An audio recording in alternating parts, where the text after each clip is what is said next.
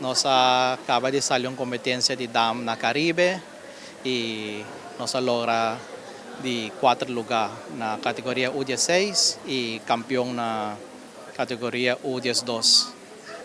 A competência está great. Mucha nanga siya OPDJ, nanga competi, nanga intercambiar que mucha nang. E por lá que mucha nang mesmo conta mais tocante de competência. Vai bom, me pera um pariwega, me gana um pariwega.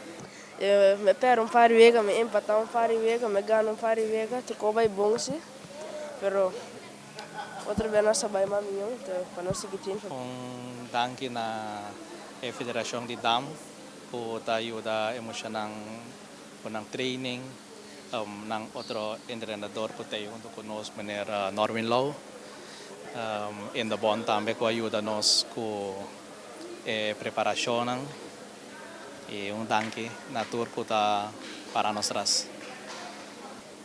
Mi bo bisa di dos mucha nang aki nang ting 2 años ta train dam kaba kunos ta nang di Federación de Dam kual ta Mener Norwin Law ko ami mes persona Chio Feng nos ta siya mucha nang dam nang train ko meta ting prinsipyo pa competir ding competencia escolar pa después unga wega ng interinsular kual ta wega ng entre Aruba, Bonaire y Corsou na unge ayan pasa ng ahunggele ayan aki tambe ng asali di 12 di 3 lugar ayan na wega ng interinsular 2024 kual tabata ding fin di February comienzo di March.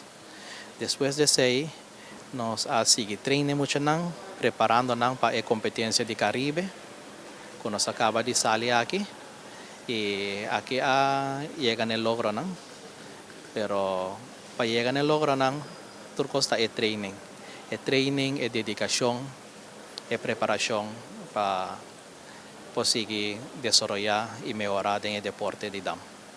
Y después del logro aquí nos tiene una responsabilidad de train mucha kutabay mundial U12 cual ta Sing Long Feng nos tiene que preparar bon pa etakla pa competencia de mundial cual ta un stop más grande trove.